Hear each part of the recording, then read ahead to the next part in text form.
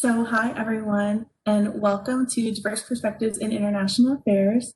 My name is Kylie Stam, and I'm serving as University Program Manager for the Elliott School of International Affairs. I'm actually going to go ahead and put us in meeting view so you can see the lovely faces of our guests today. And if you'd like to have your camera on and join us, it is more discussion style. You're absolutely welcome to do that. And if you prefer to stay off camera, that's okay too. And while we're doing introductions, if in the chat you want to share where you're calling in from, we'd love to know who's here and where you are. So before we begin formally, I did want to share that this event is part of November's National Celebration of Native American Heritage Month.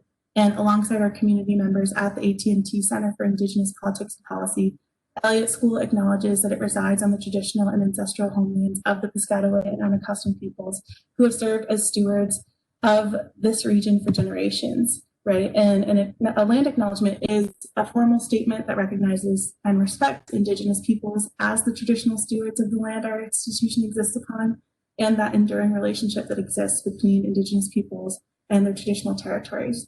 So this conversation today is a very tiny part of many necessary actions, to continue building community and supporting these communities today. So we thank you all for being here. This event, as I mentioned, is part of what's called Diverse Perspectives in International Affairs.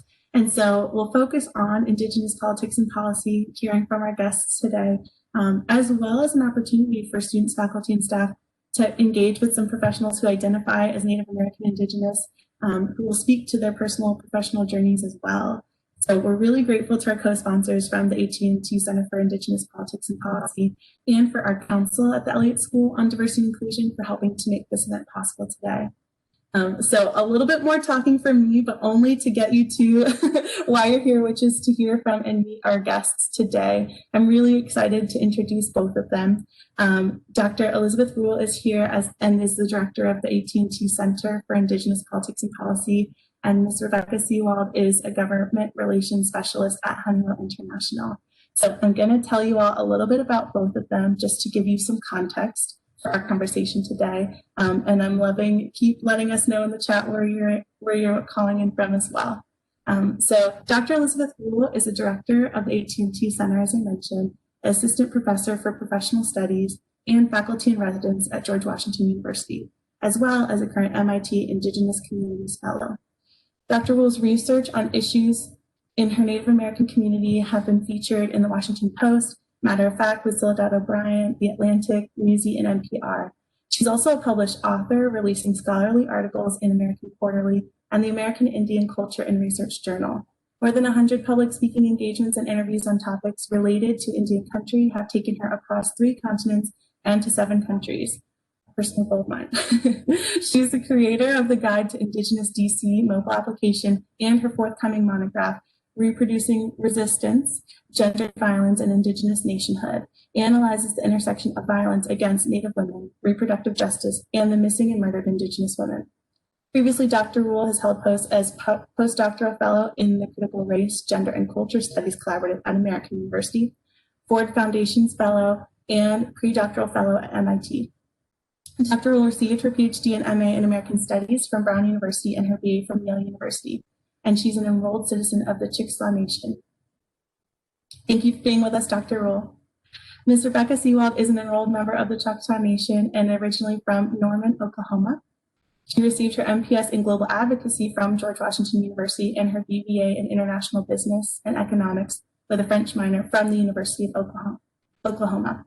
She moved to Washington, D.C. in the fall of 2015 as a fellow with the Native American Political Leadership Program at the George Washington University and interned with the Office of the United States Trade Representative and International Trade Administration.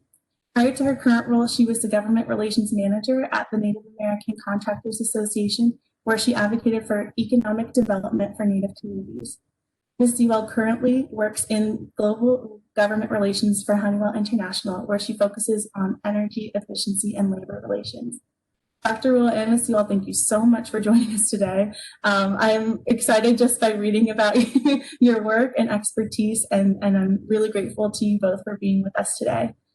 So we do have a couple of questions just to get started. And as always, we're going to have this be discussion style. So we welcome other folks again to add their own questions in the chat and make this a discussion space. Feel free to come off camera and microphone after we get started, and if you all want to engage in the discussion.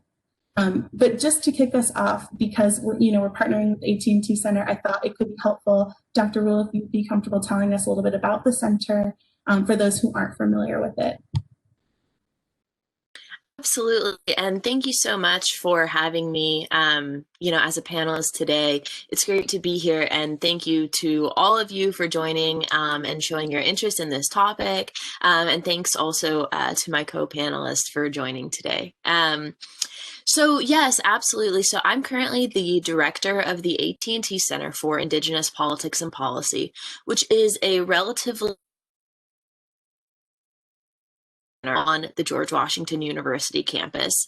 It was established just over 3 years ago, and I originally came on as part of the inaugural team in the role of assistant director, and since then have been made director. Really, what we focus on are all types of policy issues as they relate to Indigenous communities, and those communities primarily include American Indians, Alaska Natives, and Native Hawaiians. So really all of the Indigenous peoples of what we now know as the United States. We are the only university-based research center dedicated to Native issues in DC, so that also makes us very unique. And, another thing that really stands out about our work is that we administer the Native American Political Leadership Program and the Inspire Pre-College Program, which are two full scholarship educational opportunities for Native students to come from, tribal nations all across the country, from all different states, all different to Washington, D.C. to have an on-the-ground experiential learning semester where they learn the, skills, knowledge, strategies for engaging with Washington, D.C. as the capital of the country, of course, but also as a place where so many decisions that affect Indian country are made. So, they learn about how nonprofits work. They learn about the branches of government. They learn about, legislative procedures and so on. So the idea is really that we're setting up the next generation of tribal leaders, which of course are our Native youth, to be successful in this arena and to be able to advocate effectively for our tribal communities. So that's a little bit about the center. We also do all sorts of different research projects. So, our most visible is probably the Guide to Indigenous DC, which is an iOS mobile application that was launched in July 2019.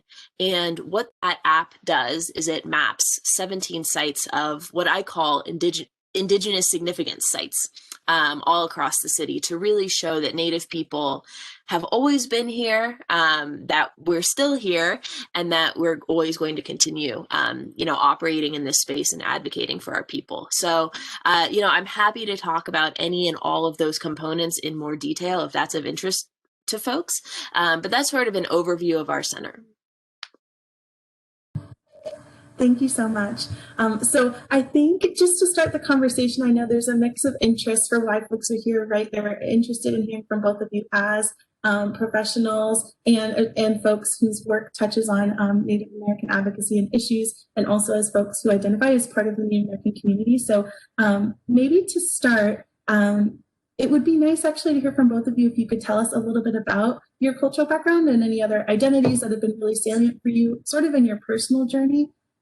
Especially just considering our students are currently navigating their own academic career and professional development, as well as sort of that personal identity development. It would be great to start there, and I know we'll definitely get into obviously the work that you're both done before.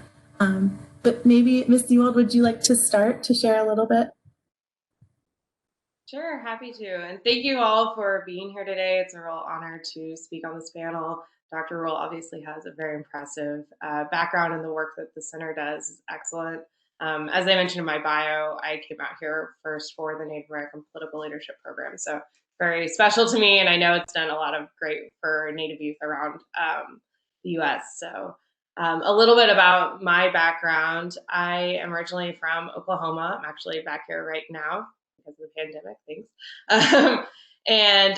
I think a couple of identities, first of all, I'm a member of the Choctaw Nation, and that has colored a lot of, how my family ended up in Oklahoma, what our perspectives of the world are, kind of how that standing came. I think also being from a smaller place has also played a large role in, kind of how I saw the world and understood things, and then wanting to come out to Washington, D.C., where a lot of really important, especially for Native communities, decisions are made a lot of times at the federal level. So understanding how that policy works is really important in our community, because that's, those legislations and rules are going to have an immediate impact on those communities. So having the opportunity to come out to DC was really important to me, and it kind of framed my perspective. I also think I was fortunate enough to study abroad in high school, and getting that experience of living with a host family in another country and understanding,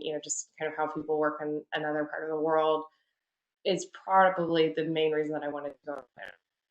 Kind of bring the combined perspective of an Indigenous background, but then also understanding this global background that's going on. And I think we don't have a lot of voices from all sorts of different places maybe in the conversation. And so I think it's great anytime that we can have people with a diverse background kind of able to share their experiences in the international field, and show that, especially in the United States, we have so many different people, so many different backgrounds. And I think it's great when we get to share those experiences and have those decisions kind of play in when we're looking at policies.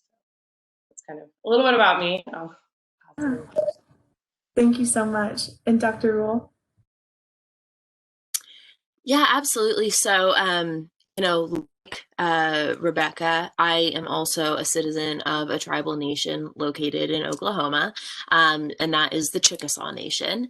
I myself was born in Texas, in Houston, Texas, and I kind of grew up really all over the U.S., moved around a lot for various reasons, but, I've spent significant amounts of time in Texas, Idaho, Southern California, Pennsylvania, and then I did my schooling up in the Northeast. So, my own professional journey and how it relates to international affairs is, similar, right? It's similar in the sense that as an Indigenous person, my position in the world, affected how I saw and understood things, but also that I had this really intense, deep hunger for understanding how, my community interfaced with other groups, right? And of course, on a macro level, how even the United States interacts with tribal nations, and then how do tribes and the United States interact with other countries around the world. So I came up actually through an American Studies program, and oftentimes people are, first of all, like, what is American Studies? But even if, we have somewhat of an idea of what American Studies is, oftentimes there's this misunderstanding that American Studies is just about the United States, right? And certainly there's an emphasis on that, but there's a very strong component that looks at, what is the U.S. Doing around the world, right? How does the U.S. interact with other nations, and so on. And so, I did my undergrad in American Studies, my master's in American Studies, and my PhD in American Studies. And really what I focus on as it relates to, again, the international component here is, I wrote my dissertation about the experiences of violence against Native women and the intersection of that violence with reproductive justice as it unfolds in the US and in the Canadian context. And, what's really interesting there is that I'm able to do some theorizing around, borders, right? And how Indigenous peoples in a lot of ways define sort of nation state understandings of national borders, right?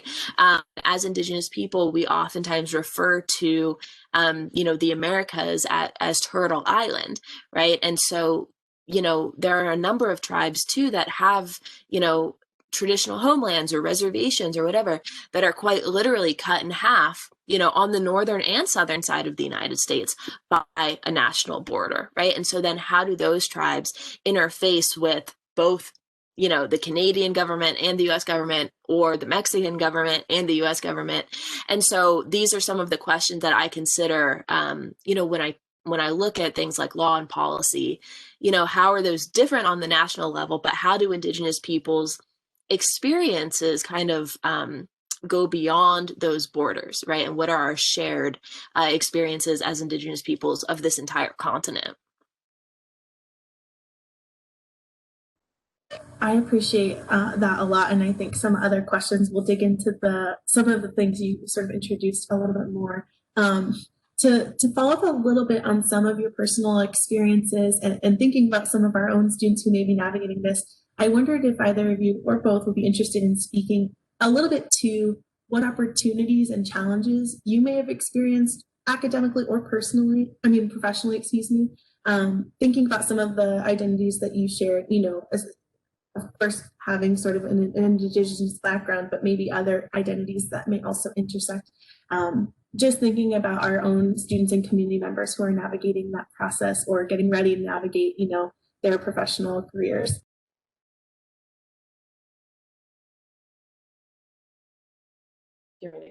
I'll start there. Sure. Yeah. So I think, like I mentioned, coming out to Washington, D.C. was really important moment, I think, in developing my career. And I think having access to programs like that bring you out is a really important thing. And as we're kind of looking at our careers, I know all of your students are very lucky to already be here. And there's a lot of great opportunities in Washington, D.C. that you can, especially in the international field, get exposed to. I think also study abroad was really an important definer for me. I did that both in high school and in college. But I think in kind of navigating this intersection between your Indigenous identity and then international affairs, a lot of times when you work in Native American politics, it's very US focused, which makes sense, right? You want to work with the US federal government. Like I mentioned before, they have a huge impact. Then there's also this important other sphere that Dr. Rule is talking about, where you have international borders. And I personally focused a lot on trade when I was working in grad school and then after. And I think that also plays a big role in Indigenous communities. I think, if you look at it from the economic development perspective, fishing, other rights like that, when we have some of these treaties and tariffs come down, not always are Indigenous communities taken into account, and they have heritage lands and rights that they are nations that I don't think they're always perceived as such. So that's, I think, an interesting perspective. Personally, I think coming from a smaller place, it was hard to get used to what it was going to be like to live in DC. And like, I didn't really have necessarily someone that I could look at and be like, oh, they did this, like I can see that. And so getting to meet those role models and seeing people that had made it and came out here and did these programs and were able to work in this was kind of I think very fundamental to me understanding that like I could come and get a job out here and I could go to school out here. So that was probably a big impact on my own professional journey.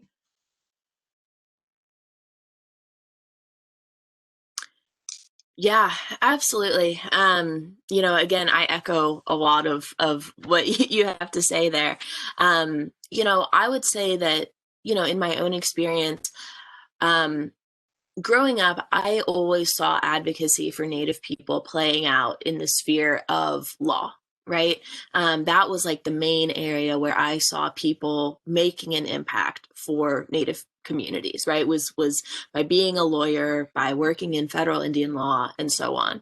And so in many ways, I thought that's what I was going to do, because I knew I wanted to work with Native people. I knew I wanted to serve Native people through my career, but I didn't know quite exactly what that looked like, except for in the legal arena, right? But I was very fortunate, I'll say, to have some really great mentors. When I was a student, first at the undergraduate level, who showed me, the power of education, right? And the power that education has to, transform minds, right?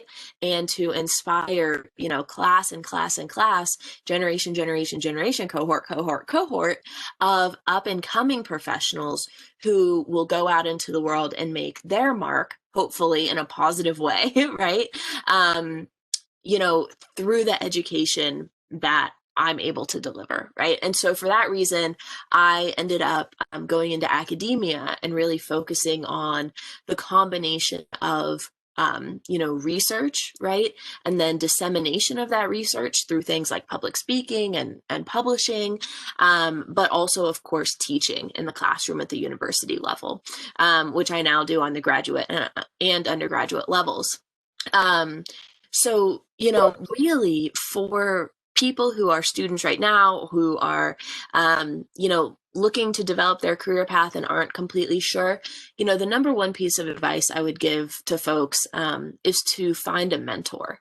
I do a lot of mentoring now that I'm on this side of things, but mentorship was absolutely essential to my journey, right, and getting to where I wanted to go. It was having people in my court who knew me and would advocate for me.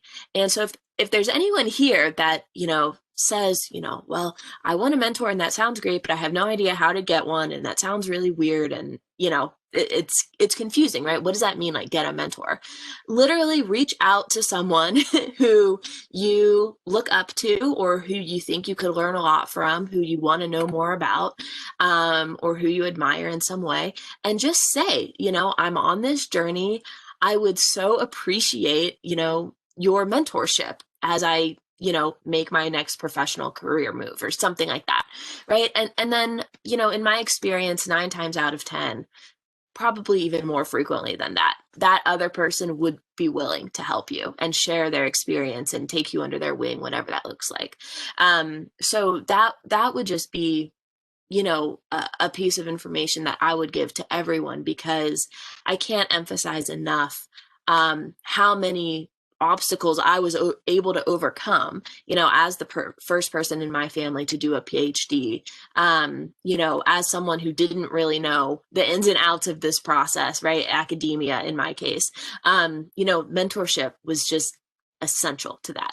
So get a mentor, and don't feel shy or embarrassed to reach out and say, can you please mentor me? I think most people are very open and receptive to that. I appreciate you sharing that.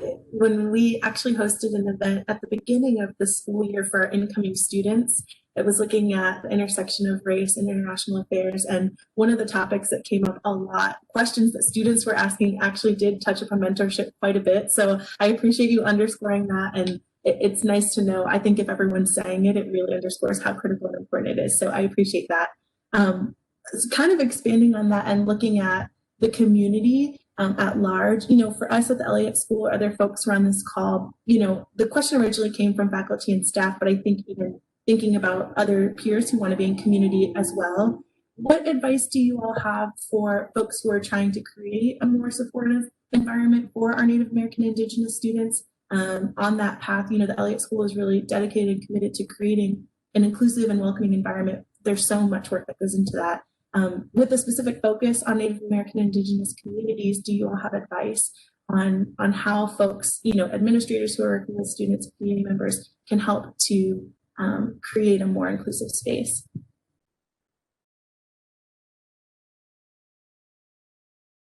Sure. I think the mentor point is like a huge one, and I think understanding and finding ways to connect students, if possible, with others that could help them on their journey. I think that's a really important key.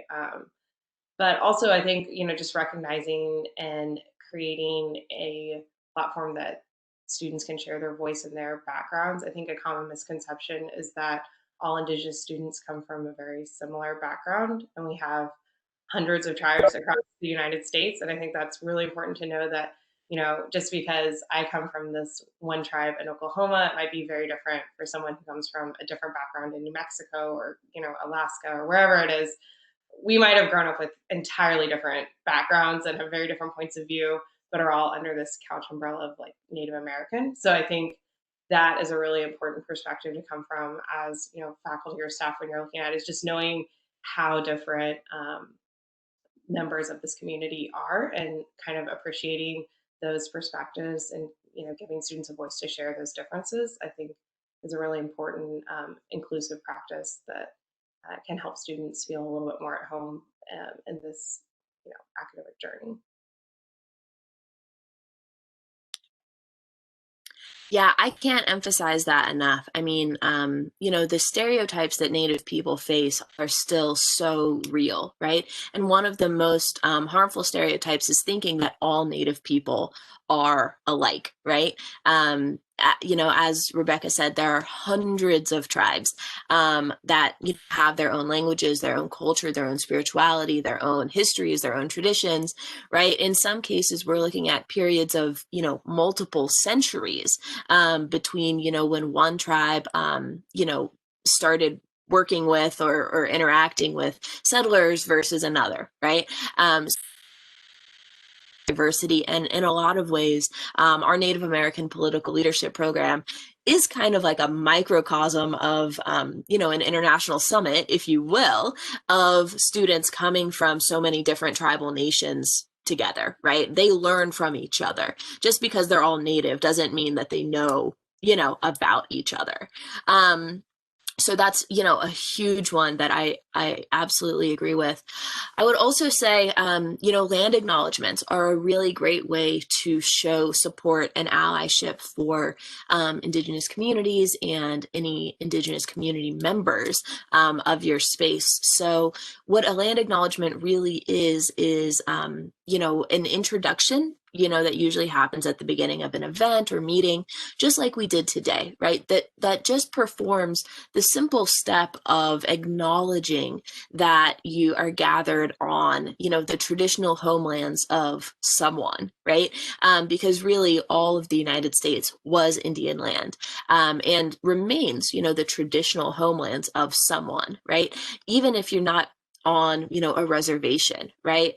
Reservations are not the only native lands, right? There are traditional territories outside of that. So, even like at GW, right, we are gathered on the traditional homelands of the Piscataway people, right? And, again, land acknowledgements, there are, many benefits to it, right? It signals to people that they care about Indigenous communities, that they're thinking about these long histories of, dispossession, right, of land, but also that they are interested in doing some of that community work, right, by recognizing that space. And there are some critiques of land acknowledgements, though, right? Namely, that they don't go far enough, right? And I would encourage everyone who's here, if you don't do a land acknowledgement, I would encourage you to start.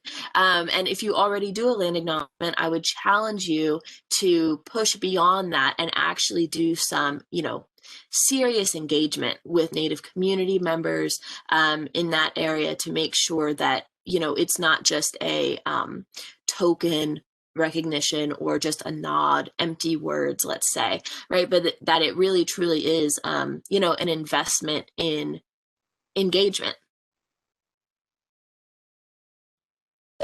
I'm really grateful to both of you for sharing those responses. I know, again, they touch on a lot of points that have come up quite a bit in our work and in our school and our community. And so I appreciate those perspectives significantly. I know we have started to try and use land acknowledgements as part of our programs. And I think they're so new for some people, still trying to understand why we're even doing them in the first place, and then really considering, and then how do we deepen that work, or how do we help make those connections even further? So I appreciate you sharing both sides of that, Dr. Rule, saying, if you don't start, and if you do, here's what's next. Kind of building on that, another question that came in was thinking about, the folks on this call are future international affairs practitioners, right? So do you all have advice or recommendations on how future international affairs practitioners can educate themselves on international Indigenous issues in ways that will allow them to work as allies for those communities. And especially think about those who plan to do development work or work in countries that were originally established as settler colonies. Any advice or feedback on that?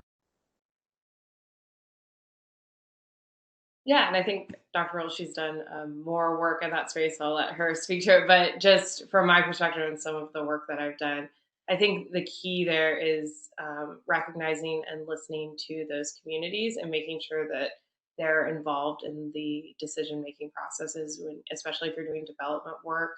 And I think understanding that, there may be a lot of different Native communities represented in those places. This may not be the land, I mean, especially in like colonies, or colonized land, there may be the postman came. But yeah, I think understanding, where the history for you and then making sure that you're listening to those communities on the ground and having them help kind of inform your approach and decision can help a lot, especially in development work.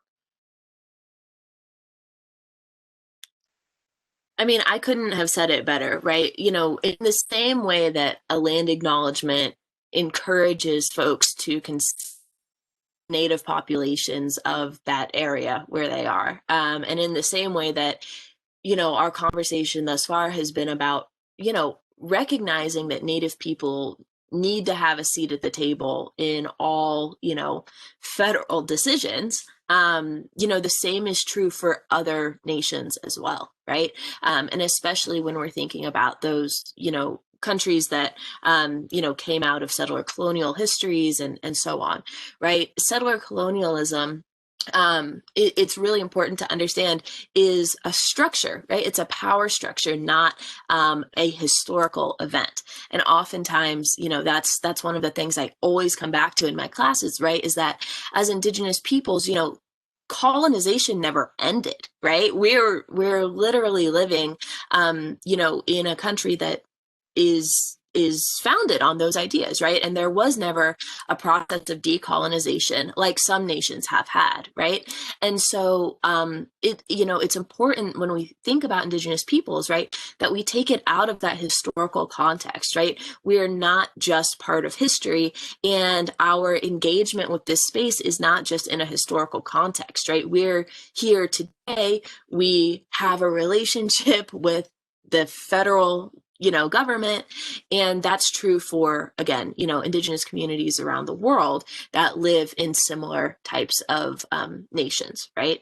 And so, I would just say, get involved with those communities if you want to do work in that area. Consider how all policies will affect the Indigenous communities of whatever nation it is that you're working with. Again, oftentimes, we have this idea that Native people just exist in the past, or that Native people only are involved with one particular thing, right? So lately, we've had a lot of recognition and a spotlight on environmental issues, right? Things like pipelines over the last couple of years. But the truth of the matter is that, Native affairs touches every single category of issue or analysis, right? Native peoples are involved in, economic decisions and how the economy goes. We're involved in things like, national defense and security. We're involved in things like technology. We're involved in things like business. We're involved in things like federal policy, women's issues, every issue that you can think of has a ramification for Native communities, right? And so maybe you think, well, I don't explicitly work with Native communities, let's say, so therefore I don't have to deal with them. That, I would say, is the wrong approach, right? You need to think how everything that you do affects Indigenous communities, because it will. Thank you so much. So we do have a couple more questions that have been submitted, but I know that we've got some folks on the line. So I wanted to open it up if anyone who is with us today wanted to ask a question and share some comments in response to anything that's been shared so far, or leave a question in the chat box that I can ask. I've got a couple more, but I wanted to create space for our folks who are in community with us today. So my name is Meg. I work in graduate student services for the Elliott School, working with as an academic advisor and a career coach. And something that I know I always struggle with as an individual is there's a difference between what the ways that like the university as a structure can either support or fail, students who identify with an Indigenous background. But there's also things that I, as an individual, can do and do have control over to a certain extent in some of those areas. So in your, kind of experiences, your opinions, what you've heard from your students, what are some ways that individuals, staff members at places like universities can either, better support students or ways that they maybe fail students in those ways?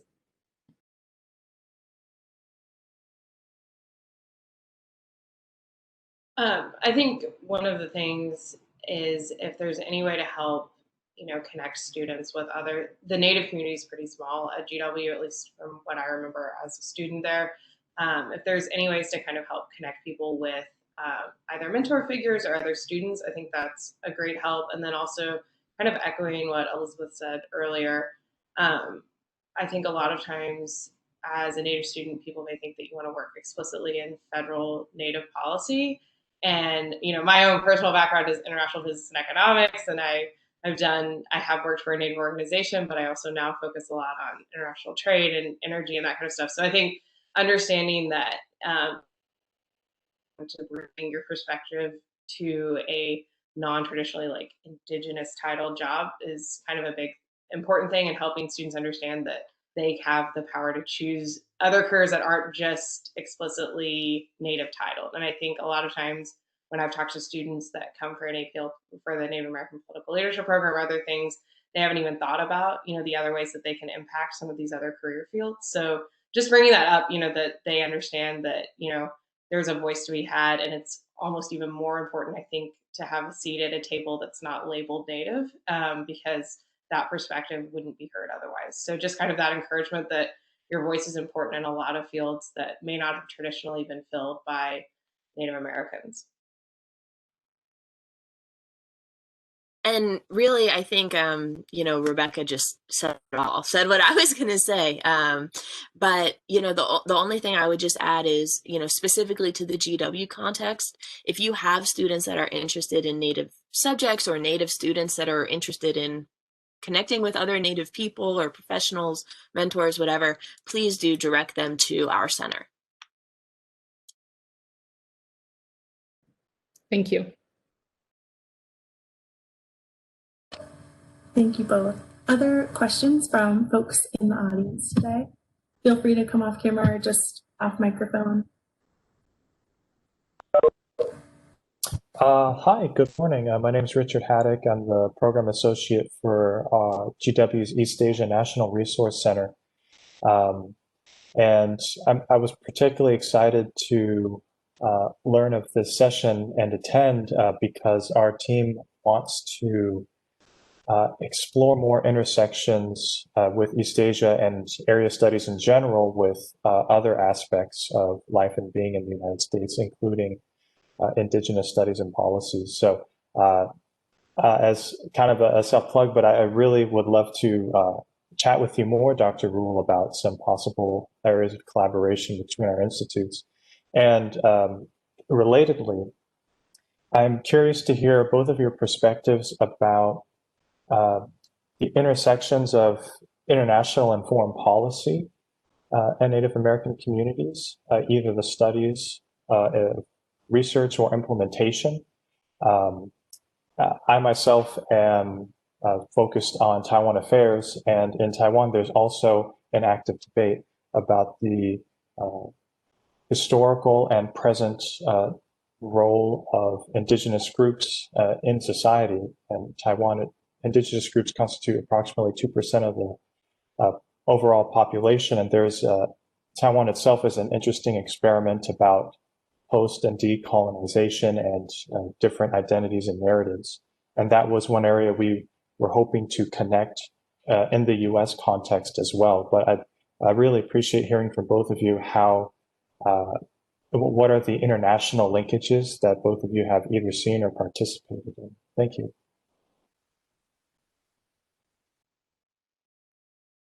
Sure. Well, first of all, thanks so much for your interest. We are always looking for partners. So I brought my email in the chat for you. If you want to reach out, we can talk further. But yes, just to give you some insight into the types of international work that I've done. So I'm currently working right now on my manuscript. My primary research, as I said earlier, is on violence against Native women and reproductive justice issues. And in that case, I work very much across the US-Canada border. In many ways, the policies and legislative histories between those two settler nations and their relationships with Native people are parallel, but there are some very interesting and important points of difference as well. So that project, which is really like a policy project. And then I also did a more recent project down with some indigenous communities in Ecuador. So I partnered at GW with the Paralegal Studies program and with a filmmaker. And we went down and, obviously made some connections first, right? And got buy-in to the project and everything. But basically we went down and were able to meet with the community there. It was the Agualongo Quechua community that we met with. And we did basically a documentary project looking at indigenous forms of justice, right? And what indigenous justice looks like. How do the justice systems in these communities relate to the justice systems, on the city or national level in Ecuador? And that was a project that was really derived from a separate research project that we were also doing here in the US, right? We took that same question to a couple of different tribes in Nevada and looked specifically at tribal courts and, how did indigenous justice play out, right? What was the role of tribal courts? What could be improved? And, then we just took that same research question really to an international context. And we're able to work with some international indigenous communities there.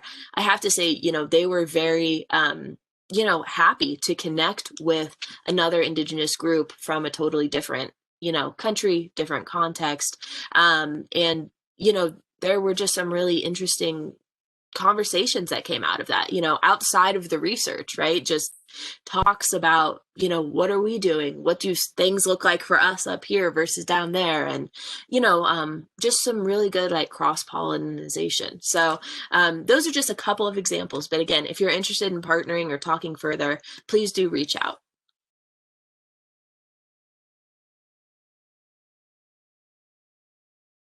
I haven't done too much work specifically on international issues. I know that in my previous role, I was working a little bit on some of the defense contractors that are managed by tribes and Alaska Native groups. So we were kind of working on trade issues and understanding how they could expand their businesses and roles globally and kind of what that position would look like. So I think trade is an interesting issue because each nation kind of has, or each government has a different relationship with tribes.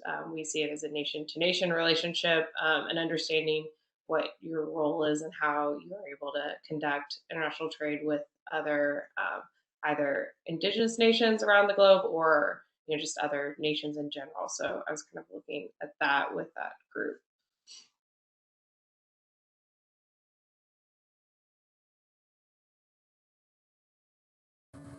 Thank you both. A question came in the chat box. I'm just going to read it out loud, and if anyone wants to take part or all. It says, as domestic dependent entities, have tribal nations retained any rights to form economic or political relationships with foreign nations?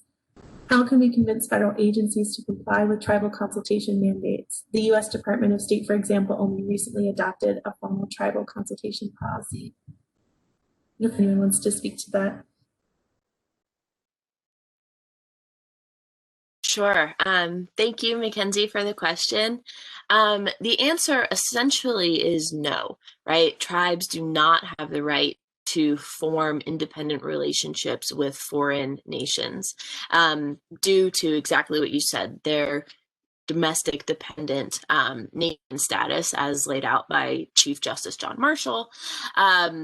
That was one of those rights that was essentially lost as part of the contract between the US and tribes. But, you know, I will say, though, that there are some very interesting conversations happening right now and playing out right now around issues like trade, even between tribes, right? Tribe to tribe, you know, can we have things like free trade? Or, you know, can some of the regulations at the state level be, you know, cut out when you're dealing with a tribe working with another tribe? So that's actually a conversation that's still unfolding right now in the political arena. And then to your question also about how do we convince federal agencies to comply with tribal consultation mandates? I mean, that's another, you know, really important point, which, you know, essentially just, I think involves a combination of education and, you know, right? Like pressure to have these consultations, right?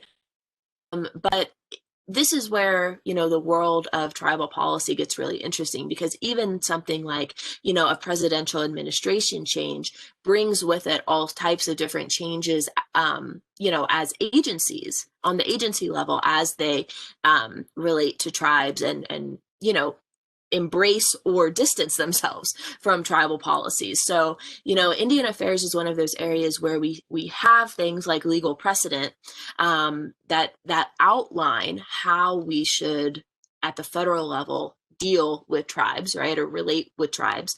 But that is constantly being challenged, right, in front of the Supreme Court. You know, we constantly are in this fight ongoing for things like tribal sovereignty. And so that's one of the things that I think makes Native affairs so interesting and so timely and so pressing, is that, you know, it's constantly evolving, and there are constantly, you know, things that need to continue to be advocated for, like, you know, making sure that proper tribal consultation happens, you know, in things like, you know, environmental affairs, right? But also, you know, another area I work in is the Indian Child Welfare Act. That's another area where we see at times, you know, people out of compliance with the Indian Child Welfare Act raises all types of legislative issues, right? In addition to personal issues, you know, for those individuals involved. But yeah, you know, it really, the best way to think about it is, you know, really on a government to government level. And that's truly what it is, you know, tribal governments working with the federal government.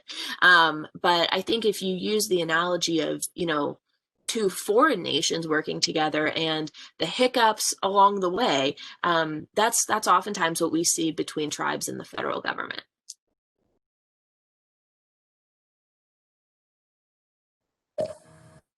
Thank you. And thank you for that question, Mackenzie. I wanted to open it up if there are other questions from folks in the audience. Rolly, yeah. Hey, thanks. Thanks. This is really interesting.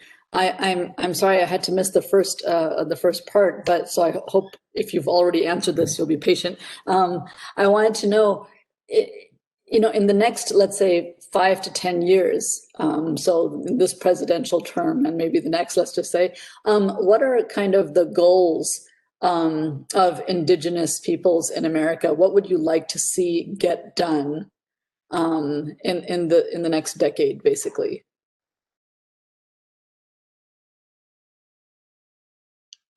I can start.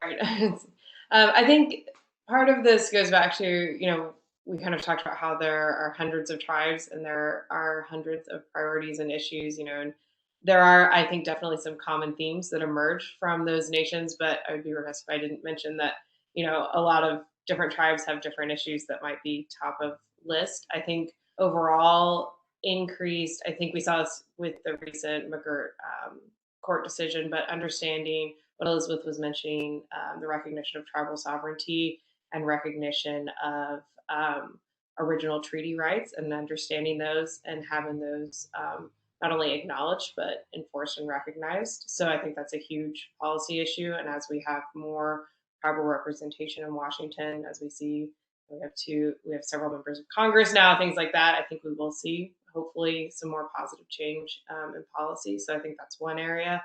And then I know that the environment is a huge issue, climate change especially, that's going to impact Indigenous nations, especially in the Arctic area, Alaska Natives, but also those in southern areas. That's going to be a huge policy that hopefully we can see some progress on, because those communities are going to they're already impacted, and it's only going to be worse and harder hit. So Elizabeth, I can let you kind of take some other, I think an underlying theme has been that, when we're talking about tribal nations, we're talking about a nation. And so we've got everything from tax policy to social justice issues that are going to impact these. But those are a couple of big ones that I think, especially the environment, is going to be a big one coming down the line that's going to impact daily life.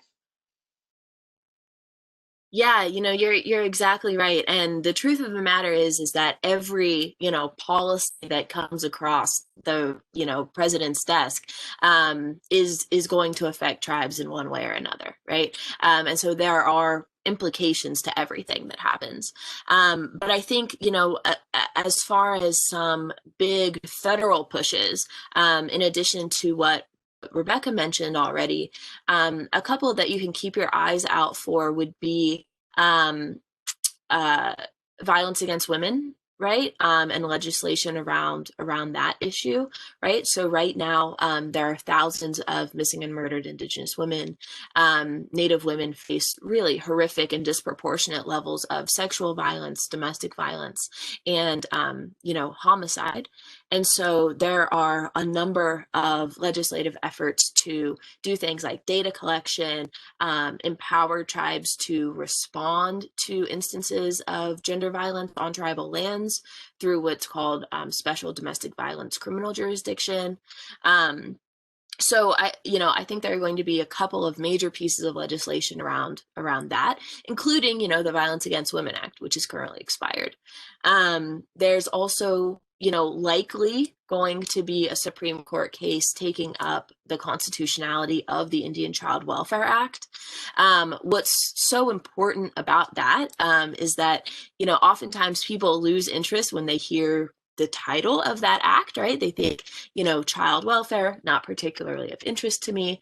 But what's essentially going to happen in that case, if it does make its way to the Supreme Court, is that, SCOTUS would be charged with ruling if, on some really key questions involving, whether or not tribal rights, right, the rights and privileges that tribes retain as sovereign nations are in fact race-based privileges or not. And of course, if they rule that they are, then we have laid the foundation for unraveling all sorts of rights that tribes retain as a result of their, distinct political status. So, ICWA, the Indian Child Welfare Act in the Supreme Court, is one to really watch out for. If it does make it all the way up there to the Supreme Court. Like Rebecca said, the environment is huge. And yeah, I would say that again, I can't enforce enough the idea that tribes have different policy priorities, but that everything is going to affect tribes. Even things like COVID relief, right? Tribes are harder hit than really anyone, and again, their political status plays into that, how they are able to respond, what type of relief they're able to get. So in the immediate sense too, I would keep an eye on what the incoming administration is going to be able to do to provide COVID relief for tribes.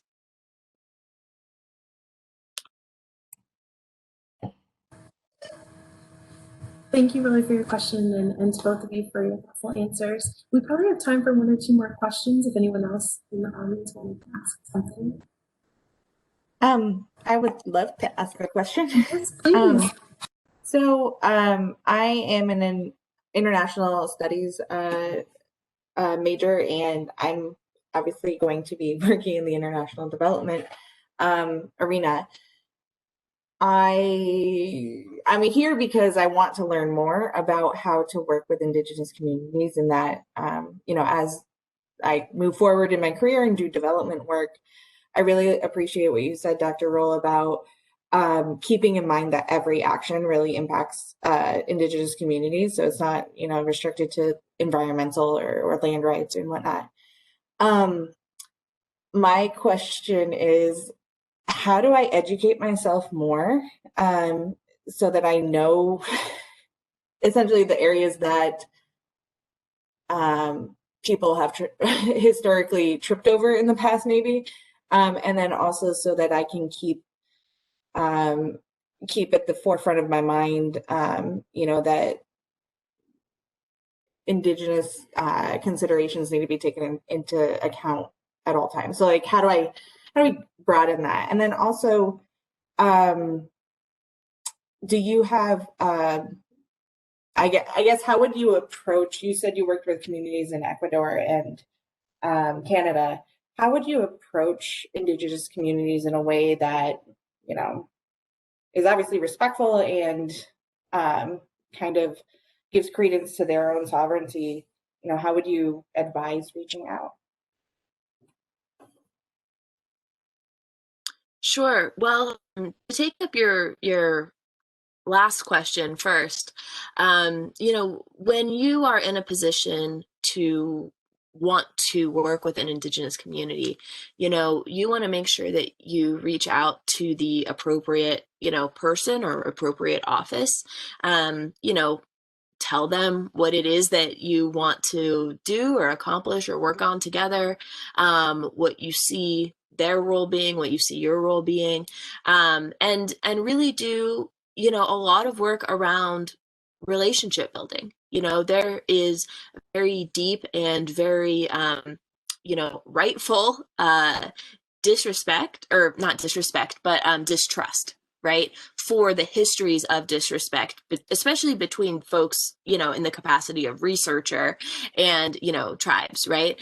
There have been, again, centuries of practices that have really been, exploitative.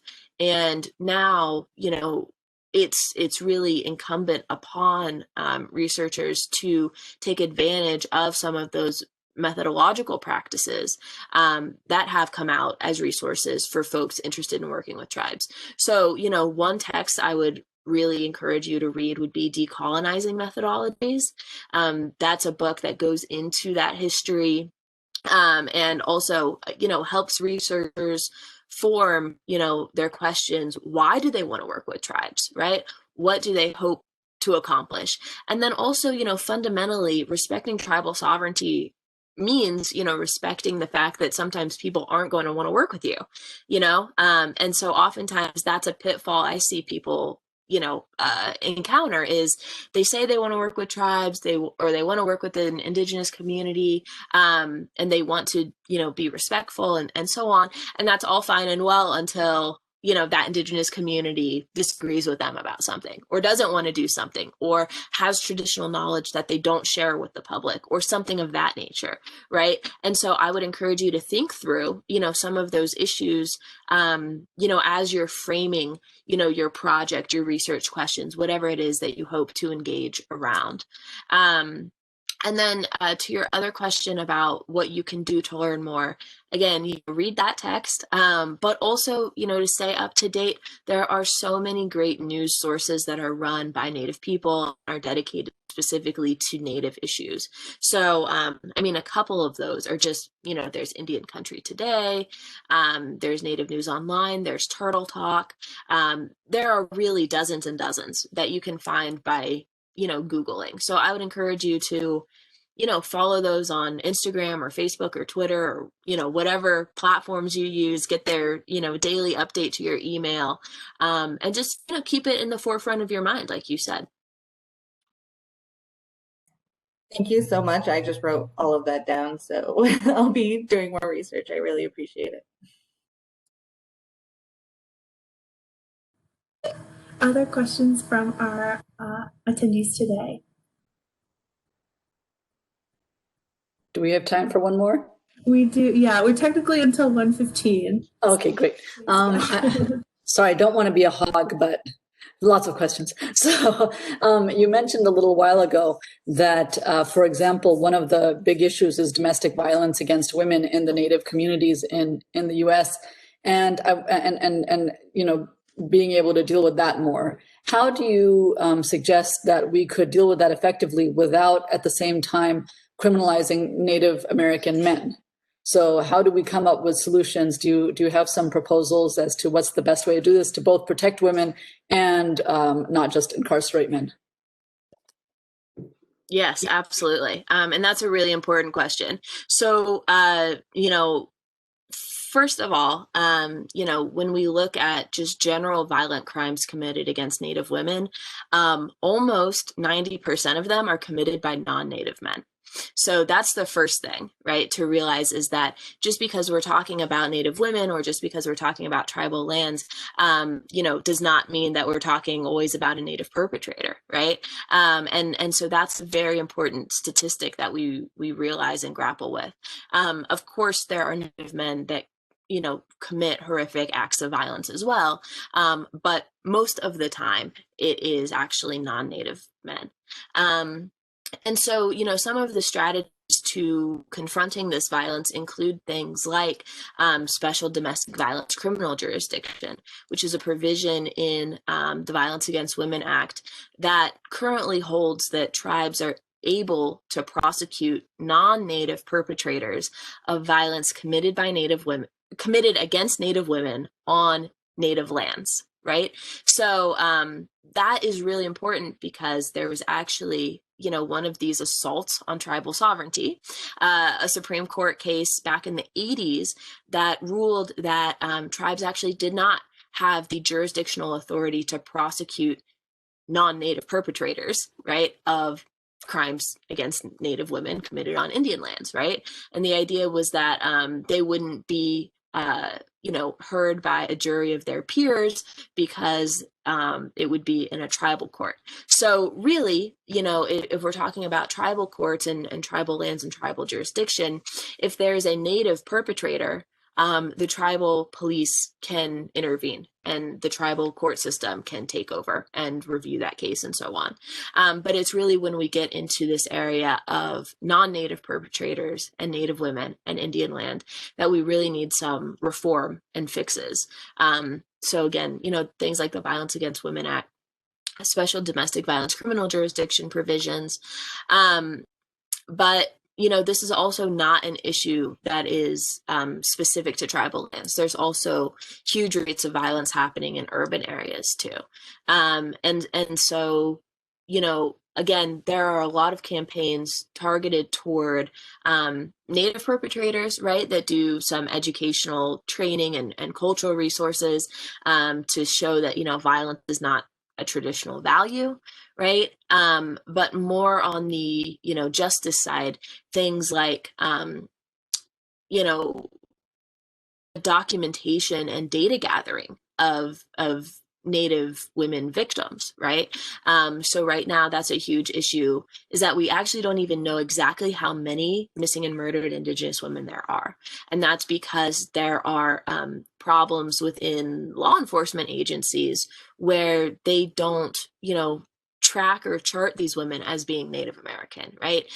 They look at their phenotype and they say, oh, she's white, or oh, she's Latina, or oh, she's Black, or whatever it is, right? That's an issue, right? Or, you know, again, stereotypes come into play oftentimes where, you know, Native women who experience violent crime are often victim blamed. That's something that people have studied about media representations. So these are all just, you know, multiple considerations to keep in mind when we think about this huge problem of gender violence. So, you know, I'm writing a book about this. So, you know, that's just a very brief introduction into some of the multitude of issues. But absolutely, you know, to your point, you know, I think that most tribal-based solutions are not interested in just looking at incarceration. There are other, myriad policy fixes and strategies.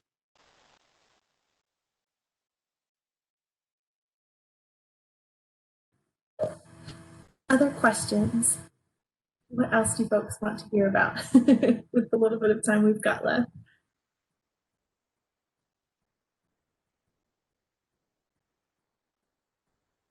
I know, I'll ask while anyone else might be thinking, but I know on the topic of, I'm glad you shared the resource about decolonizing methodologies. I know a conversation we also have in the school from students a lot of times in our own council, and some of the work looks at examining how to decolonize the curriculum in the classroom. And I know there are folks in different institutions kind of globally who are taking a look at that work, but I wondered if you had any advice for students, who are interested in seeing more decolonized curriculum, and even faculty members who are interested in doing some of that work. Any advice?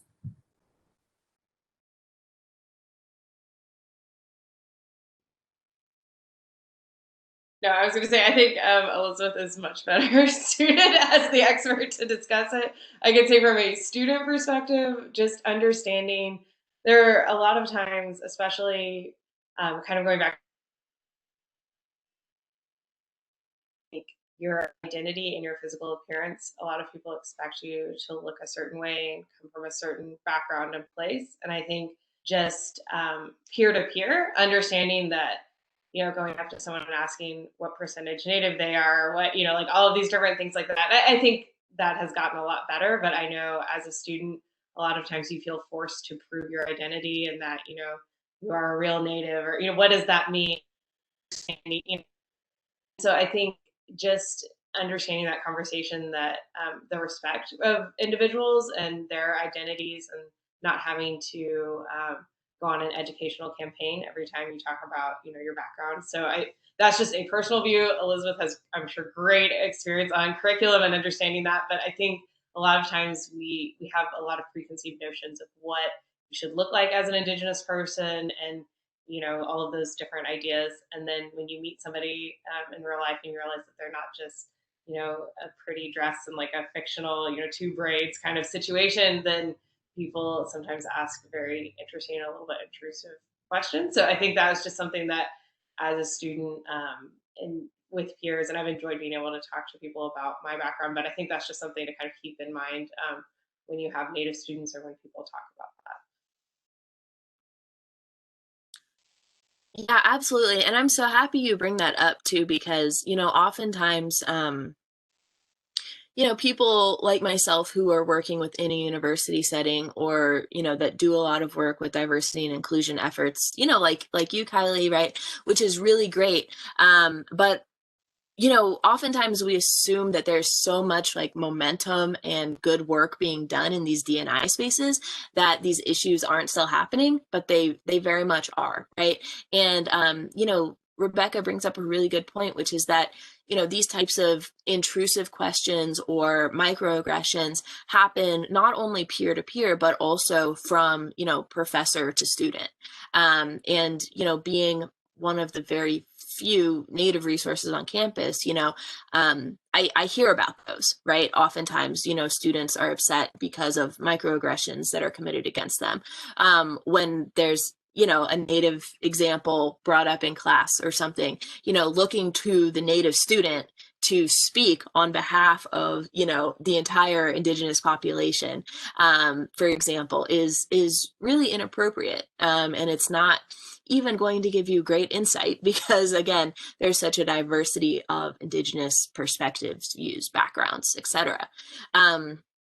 So, speaking from an educator standpoint, then things around, decolonizing the curricula, I have a couple of ideas there. First, definitely as educators, we need to be aware of our citational politics, right? We need to make sure that we are reading texts and assigning texts that, highlight the good work of Indigenous scholars, right? And that those things matter, right? Lifting up scholars who are doing good work. So, being aware of citational politics, right? Supporting native speakers, right? Like it's awesome if you have honoraria, right? To offer honoraria to native speakers to bring them in, right? And see the value that they would bring to your class, right? These are just some like very nitty gritty details for any educators who are joining us. But also things like, they're being aware of like the developing conversation around decolonization, right?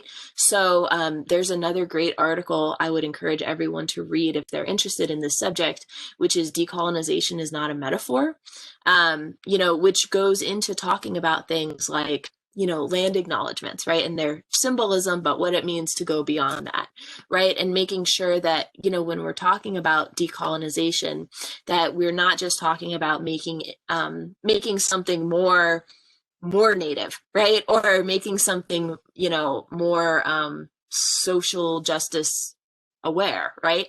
But that we're actually talking about, a political process, which involves the empowerment of Native people, right? And so, oftentimes decolonization is a word that gets thrown around by people, I think, who are well-intentioned, but I think making sure that, Native people are actually still centered in that context by becoming really aware of, what the meaning of that word is another great thing that educators should read up on. So those are just a couple of quick ideas. But again, as we wrap up here, I just want to say that our center is on campus and happy to serve as a resource to students, to educators, to staff, administrators, any and all questions, any and all partnerships. If you want to bring a Native speaker, I'd be happy to connect you with some amazing folks in our network, and, talk to you about research ideas, research collaborations. So please do, not hesitate to reach out to us as a center. Thank you. I'm so grateful to both of you for all of your thoughtful responses and for being here with us. I know we ebbed and flowed sort of between our own internal community and some of the larger issues that impact the field. So I appreciate you both so much. Part of the purpose of the series is to hear from folks in and out of direct international affairs folks, and to elevate voices from particular communities. This is part of Native American Heritage Month, but it's really important for us to acknowledge, all of these issues and discussions should be happening year round, right? It's not just limited to one time in the month. So I see one last question I just wanted to ask quickly. It's more about resource and access. So someone shared their spouse is a fourth grade teacher in the area. Is it possible to contact the Center for Resources, so folks outside of the GW community? Just wanted to ask that. Yeah, so we don't do a lot of K through 12 work, but I would say, do check out the Guide to Indigenous DC. That's a totally free application that's available right now for iPhone. So Guide to Indigenous DC. That's a great tool and resource that could be used in a fourth grade or otherwise K through 12 setting. So I would definitely check that out.